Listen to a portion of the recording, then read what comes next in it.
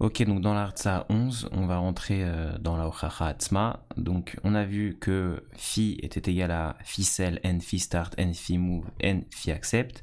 On va voir à quoi correspondent chacun de ces psukim.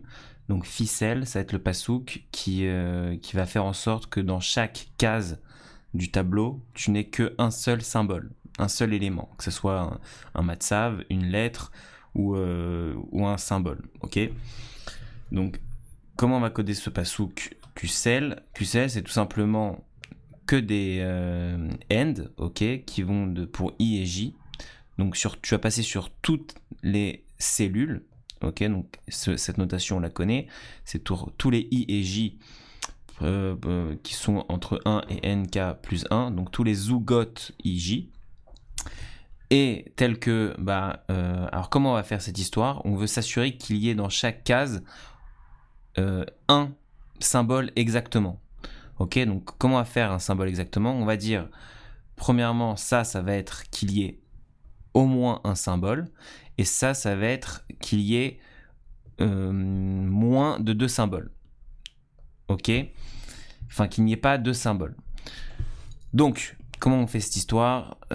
Pour tout, ça c'est en fait pour tout S, on va faire que des OR. Donc, OR pour tous les symboles appartenant à la liste des symboles, on va checker X, I, J, S. Donc, on va checker le symbole à l'intérieur de la case, ok. Donc, soit on a un symbole S à l'intérieur de la case, et là, on a que des AND, donc tous les S et les T, donc tous les symboles S et T appartenant à C, tels que S soit différent de T, et tels que le symbole dans la case IJ, si le symbole dans la case IJ n'est pas S, donc Shlil XIJS, ou le symbole dans la case IJ n'est pas T. Ok, donc ça veut dire, qu'est-ce que ça veut dire en gros? Ça veut dire que ça peut pas être S et T. Donc il peut pas y avoir 2 symboles dans la case. C'est ça que ça veut dire. Et ça veut dire que y a un symbole, que le symbole S. Donc c'est soit on a le symbole S, c'est là on a le symbole S, et on n'a pas de symbole, deux symboles dans la même case. En gros, c'est comme ça qu'il détermine que dans chaque case, il n'y a qu'un seul symbole. Et on a un symbole, on a au moins un symbole, et on n'en a pas plus, on n'a pas de symbole différent dans le même. Ok. Donc ça, c'est QCL. Qstart, c'est juste le Matzav Atralati, donc le premier siret avec QFS au début, donc il a cette tronche. Donc au début on a à x11 on a un dièse, et on veut aussi que x12 on ait Q0, et que x13 on ait W1, etc. jusqu'à la fin du mot WN, ok. Et ensuite après WN, on va avoir des espaces jusqu'à la fin de truc, etc. et jusqu'au dièse. En gros, si on remonte, on est en train de l'état R se siret avec ce pasouk. Ok. Enfin, celui-là parce qu'on prend les dièses. Ok. Donc ça, c'était pour QCell, QStart. Maintenant, QMove, on va le garder pour la fin parce que c'est le plus compliqué. QAccept, tout simplement, c'est qu'il y ait un QAccept quelque part dans une des cases. Comment on va faire QAccept? C'est un OR, ok. Il suffit qu'il n'y en ait que un de QAccept dans une des cases. Donc on va faire un OR sur tous les zoogotes IJ. On va passer sur toutes les cases. Et si on a le QIJ, QAccept, c'est-à-dire que QAccept, c'est le symbole à l'intérieur pour IJ, ok. Et du coup, il nous reste que QMove. Donc QMove, ça veut dire que chaque shura dans la matrice correspond à la configuration suivante, ok. Ça veut dire quoi? Ok, vet. Ça veut dire que d'une ligne à l'autre, on a bien eu un ma'avar, ok. On n'est pas passé de la shura 1 à la shura 2, et les deux shurot n'ont rien à voir, ok. Il faut qu'il y ait eu un ma'avar, une fonctiat ma'avar. Les fonctiat ma'avarim shel n, la configuration chez la shura chez kodemet là, ok. Donc il faut qu'elle suive la shura précédente. הנקודה החשובה היא ההבדל בין שני קונפיגורציות עוקבות ou les chol hayoter beshlosha taim retzufim. On a au maximum 3, dans les différences, c'est maximum sur 3 cases, les unes après les autres. Ok. Pourquoi? Parce qu'on a le mimouche à roche, donc on a le roche et on va soit à gauche soit à droite, donc on va avoir une modification soit à gauche soit à droite. Kol hachar zeh, donc on va comprendre plus en détail, mais pourquoi on va utiliser ce qu'on appelle des chalon de matrices de taille 2 x 3 pour déterminer s'il y a bien eu une fonctionnette mavar tkina ou pas. Qu'est-ce que ça veut dire? On va voir ça tout de suite. Donc là, admettons par exemple que dans notre Mechona N, on ait ces deux fonctionnettes Mahavar. On a la fonctionnette lambda Q1 A qui donne le matzav Q1 B droite, et on a cette fonctionnette Mahavar Q1 B qui donne soit ce matzav, soit ce matzav. Ok. Donc on voit bien que ça, admettons que c'est notre première shura et ça c'est notre deuxième shura. On voit que quand on est dans cette shura, à l'aide de cette fonction Mahavar, on peut arriver à cette shura. Ok, on a bien une fonction Mahavar A qui transforme Q1 en B, enfin qui transforme A en B, et ensuite qui déplace le matzav Q1 qui reste, qui ne transforme pas, juste qui déplace le matzav Q1 à droite. Ok, donc là en vrai, on a transformé notre A en B. Ouais, c'est ça, on a transformé notre 1 en B et notre Q1 il serait à droite. Ok, donc c'est possible de ce matzav là de venir de celui-là. Ok, encore une fois. Comment? Parce qu'on avait on a transformé un A en B et on a déplacé notre Q1 à droite. C'est ça ou pas? Peut-être je dis des bêtises, peut-être je m'embrouille.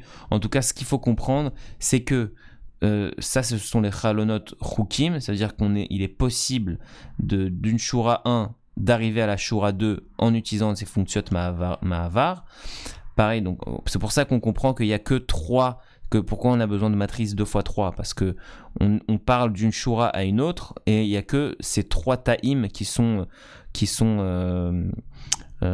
intéressantes, on va dire, qui peuvent changer. Ok, et les chalonot lo chukim, c'est pareil, c'est chalonot avec des fonctions Mahavar actuelles, on ne peut pas arriver de ce matzav à ce matzav. Enfin, de cette configuration à cette configuration. Ok, je suis pas trop rentré dans les détails. Dans l'Artsa, elle en explique 2 de chaque. On sait quand ça marche les fonctions Mahavari, même si je me suis un peu embrouillé maintenant.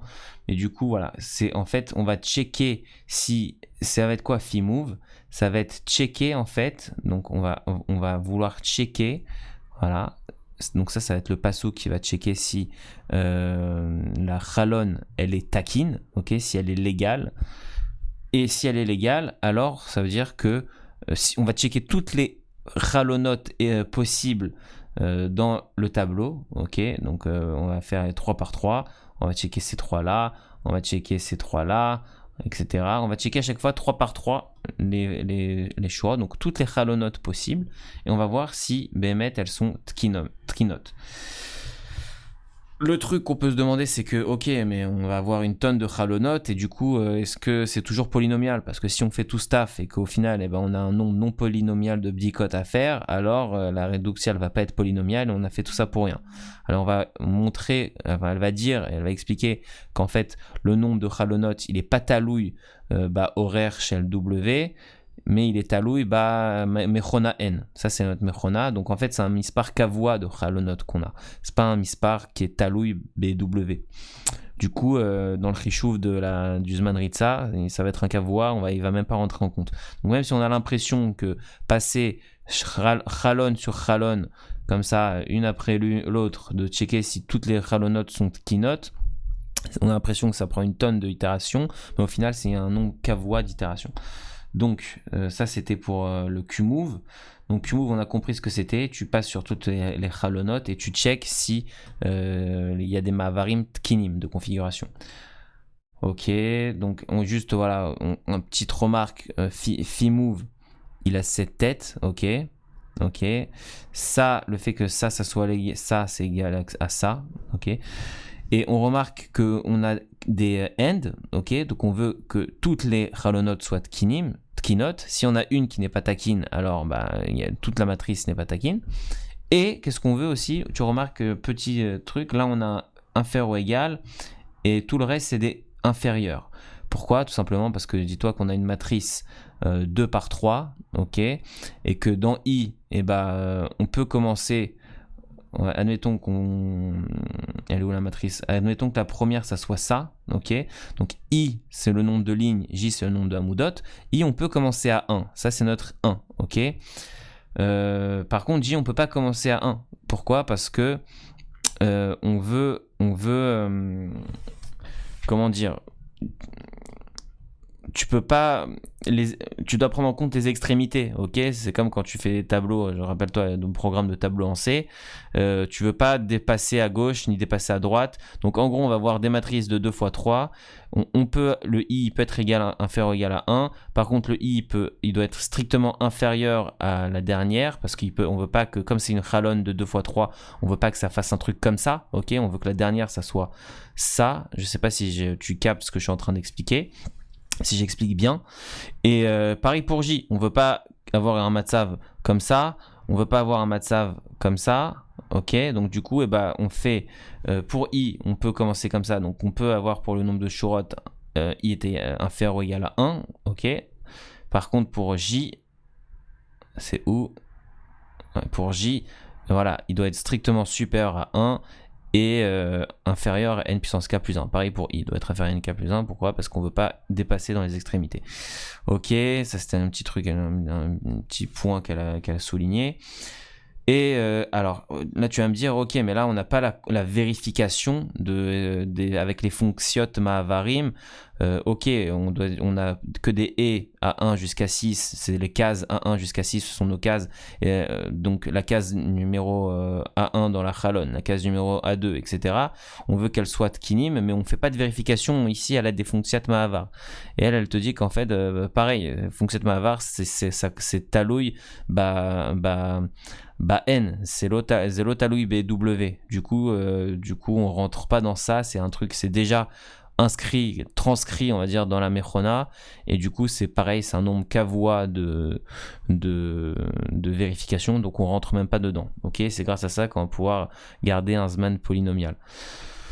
Ok, du coup, on continue cette histoire. On avait QMove. Et donc, qu'est-ce qu'il nous reste à faire? On était où? On était là. Ok. Simulev les mispar achalonot achokim eneno talui klal bw, c'est ce que je te disais. Et la rag b'amechona n velachen ou yechachev les kavua bechishuv zman aritza shel reductia. Ok, c'est ce que je viens de te dire.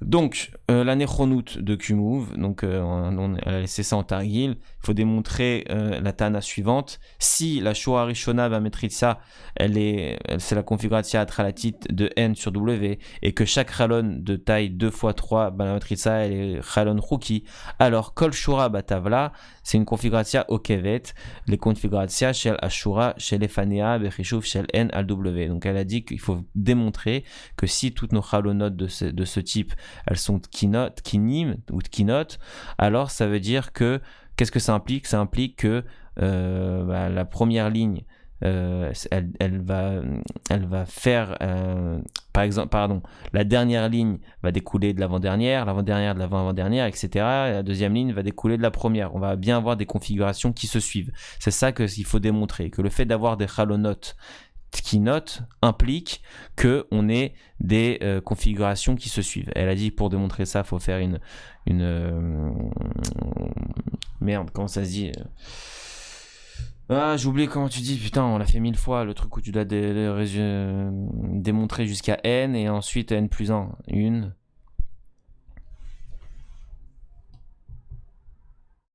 Bref, j'ai pas le mot, c'est un truc de ouf, j'ai pas le mot. Mais t'as capté, je suis sûr. Et du coup, on va pas le faire. Elle n'est pas rentrée dans les détails. C'était où? C'était ici, ok. Adracha, les chol semel ba configuration shenena dièse. Idbonenu ba chalon shebo a semel azé ou a semel a emtsaï beshura eliona ba chalon. Alix donne un derrière sur comment, voilà, par. Putain, j'ai pas le mot, c'est un truc de ouf. Ok. À Reductia de Kefa, donc on va juste démontrer que ça implique que ça et que ça implique ça. Ok, donc elle a dit, elle est rentrée un petit peu dans les détails. Elle a dit qu'est-ce qui se passe si W appartient à L? Ça veut dire qu'il existe un masloul mekabel dans la safa L pour ce mot. Ok, s'il existe un masloul, un mekabel, qu'est-ce que ça veut dire? Ça veut dire qu'il existe. Enfin, c'est ça que ça veut dire, que ça et ça sont vérifiés. Pourquoi? Parce qu'on a un matzav mekabel. Donc on a bien un matzav atralati et un matzav mekabel. Et on a bien un masloul takin entre le matzav atralati et le matzav mekabel. Ok? Et le fait que chaque cellule contienne qu'un seul symbole, ça fait partie des Agdarot. Donc on m'y tieresse pas pour l'instant. Enfin, on m'y tieresse pas, c'est évident. Du coup, ça implique bien ça. Et elle a dit de la même manière, dans l'autre sens. Phi, il peut être vrai que si ces 4 choses sont vérifiées, ok? Et si ces 4 choses sont true, ça veut dire qu'on a bien dans chaque cellule un symbole unique, qu'on a bien un matzav atralati, que nos masloulim ils sont tkinim et qu'on a bien un matzav mekabel. Donc ça veut dire que ce qu'on vient de décrire, ça implique forcément que W appartient à L. Voilà, en gros, c'est ça qu'il faut démontrer pour démontrer la tkefut. תיארנו את הרדוקציה והוכחנו שהיא תקפה. כעת נעבור לחישוב זמן הריצה של הרדוקציה, parce que si on n'a pas gardé un zman polynomial, alors ça servit à rien ce qu'on a fait. Si on vérifie qu'on a bien un zman polynomial, alors cela terminera la mishpat, la hochacha, la mishpat Kook-Levin. Donc le godel pasuk phi, c'est quoi? Comme on a vu, le mispar amishtanim, c'est O de n puissance 2k. Rappelle-toi, on avait vu cette histoire ici. C'était où? Ici, ok. Voilà. Ici, je t'avais dit qu'on avait bien... c'était quoi le nombre de mishtanim? On avait n puissance k plus 1 ligne, n puissance k plus 1 colonne, et un kamut c de symbole. Ok, le kamut c de symbole il est kavois, donc on ne compte pas dans la sibouriout dans Ogadol, mais n puissance k plus 1 fois n puissance k plus 1, ça donne une sibouriout de n puissance 2k. Ok, effectivement, c'est logique, encore une fois, parce qu'on a, une matrice, donc la sibouriout, pour passer sur chaque k, c'est comme un fort dans un fort, donc on a O de n au carré, ok, et ça c'est notre O de n au carré, il est multiplié par k, parce qu'on a n puissance k, et pas n. Bon, t'as capté. Donc ça, c'est notre sibouriout de Mishtanim. Donc O de 2n puissance k. Le godel de cellules, pareil, on a un fort dans un fort. Combien de cellules on a? C'est ça. C'est le nom de Mishtanim en vrai. Godel de start, on n'a qu'un seul seret pour phi start. La configuration intralatite, c'est un seret, c'est le premier. Donc on a n puissance k. Parce qu'on a n puissance k case dans la première ligne. À Godel shel phi move, c'est O de 2n puissance k, comme on vient de le montrer ici. On a dit que ça rentrait pas... c'était où? On a dit que ça rentrait pas dans l'histoire... où est-ce qu'on l'a démontré cette histoire? On vient d'en parler. Je t'ai dit que ça rentrait pas... Voilà.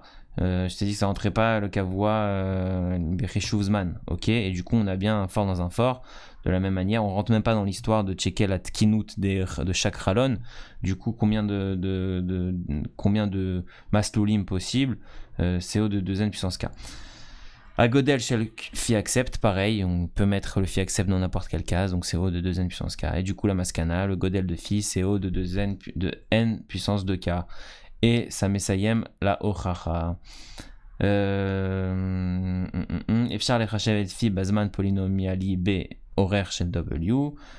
Phi accept, phi move, phi sel, l'otloim bw atzma, et la rak ba horaire shel w, כדי לקבוע את התחום של האינדקסים i ו-j, הרכיבים של הפסוקים הללו חוזרים על עצמם, ולכן אפשר לחשב אותם בזמן פולינומיאלי. אז phi start אפשר לחשב מתוך w בזמן פולינומיאלי. Donc, concrètement, qu'est-ce qu'on a fait? C'était quoi cette histoire de... Bon, on va faire un petit résumé. On a choisi un langage quelconque L dans NP, ok? Et on voulait démontrer que quel que soit ce langage L, notre langage SAT, il était plus caché que lui, ok? Donc il existait une reductia L, les SAT, ok? Le fait que cette safa quelconque L, elle soit dans NP, ça avait impliqué qu'elle possède une méchonat Turing lo déterministi bezman ritza polynomie, ok? Ça c'est Agdara quand tu es un safa qui est dans NP.